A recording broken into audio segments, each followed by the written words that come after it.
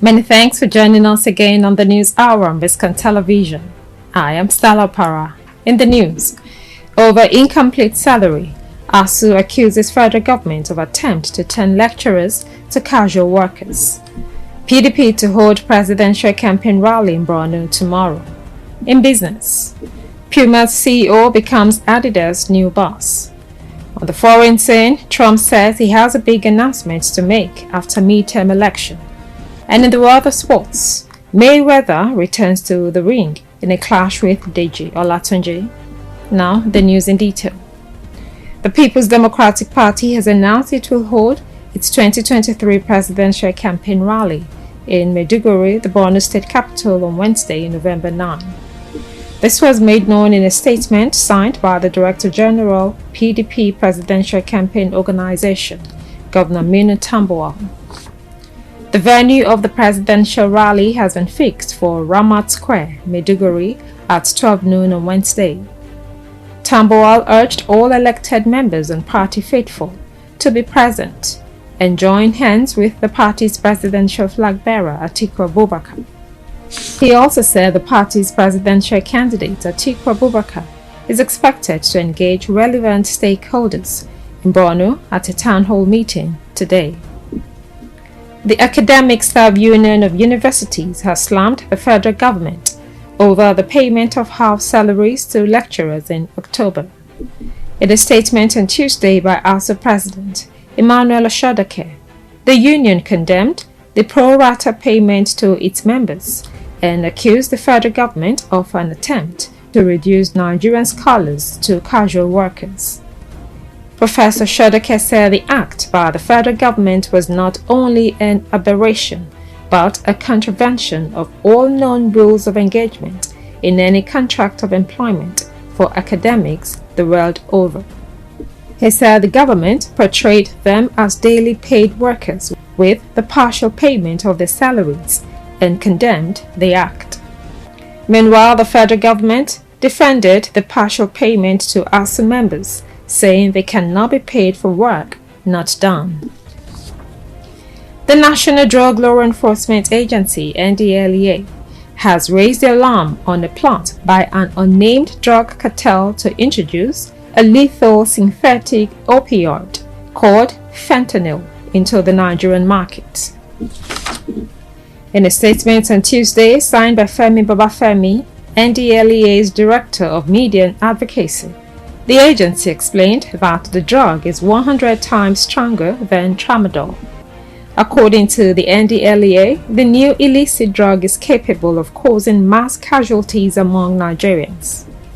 The agency stressed the need to ensure that the drug is not allowed to circulate in Nigeria because of its capacity to cause great harm. To this end, it urged various stakeholders to spread awareness among loved ones to avoid the drug. The United Kingdom has updated its travel advice for Abuja from amber to green, as it warned British nationals to avoid 22 states in Nigeria. These include Bauchi, Kano, Jigawa, Niger, Sokoto, Kogi, Abia, Plateau, Taraba, within 20 kilometers of the border with Niger in Kebbi State, and non-riverine areas of Delta, Bayelsa, and Rivers states. It also advised against all travel to Borno State, Yobe, Adamawa, Gombe, Kaduna, Katsina, Zamfara states, and the riverine areas of Delta State, Bayelsa, Rivers, Akwa Ibom, and Cross River states. The UK said its travel advice is constantly reviewed to make sure it reflects the current situation in Abuja and Nigeria. The statement also noted that the British High Commission in Abuja is open from Tuesday, November 8, 2022 for normal services. We'll take a short break now, and when we come back, we'll bring you business news. Stay tuned.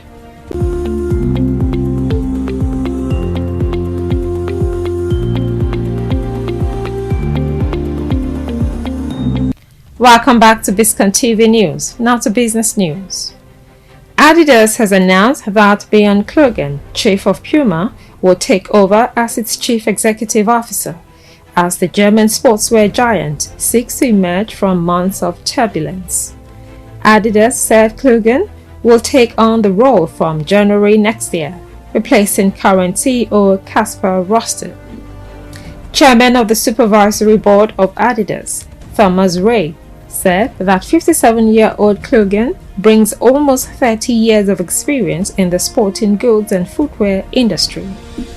Adidas has faced months of turmoil which have hit sales. The company lowered its outlook for 2022 in July, due in part to continuing severe coronavirus restrictions in key markets in China. It's time for foreign news. We'll bring you details shortly.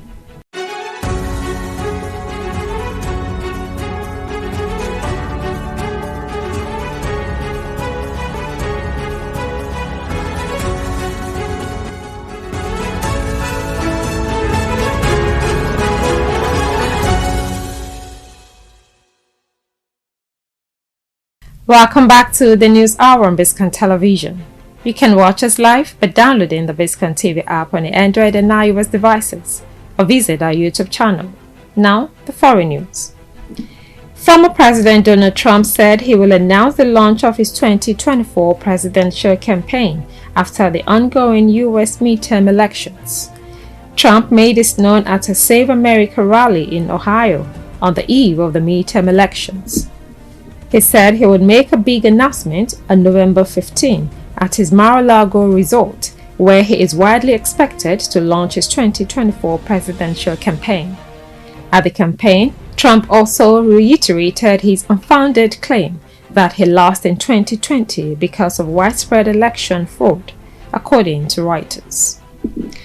Tanzanian fisherman Jackson Majaliwa, who was among the first responders at the scene of the plane that crashed into Lake Victoria on Sunday, has been honored by the Tanzanian government. Jackson Majaliwa was handed a cash gift of over $428. He was also offered a job with the Firefighting and Rescue Brigade by the Tanzanian President Samia Suluhu. While 24 passengers survived the crash, 19 died at the unfortunate incident. Up next is sports news. Stay tuned.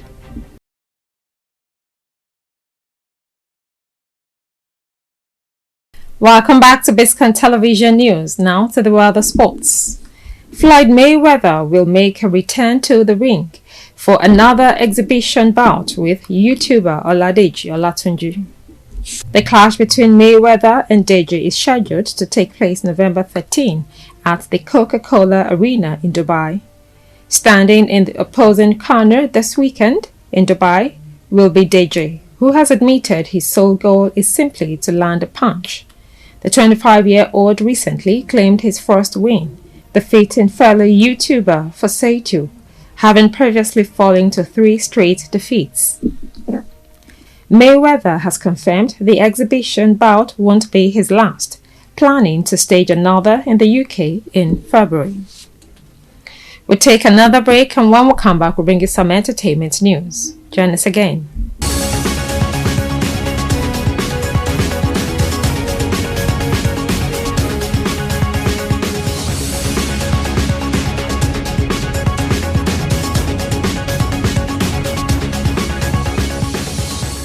Thanks for joining us again on the News Hour on BISCONT Television.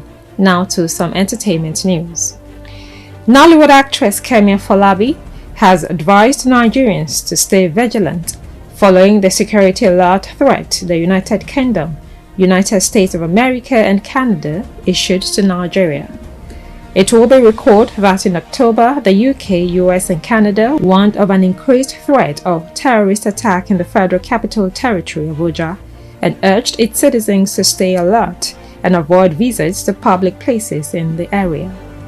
Reacting to the news, Kemi Afolabi, who just returned from a medical trip in the US, noted that there is something the foreign governments who issued the alerts know that the Nigerian government is not telling its people because they are ignoring it.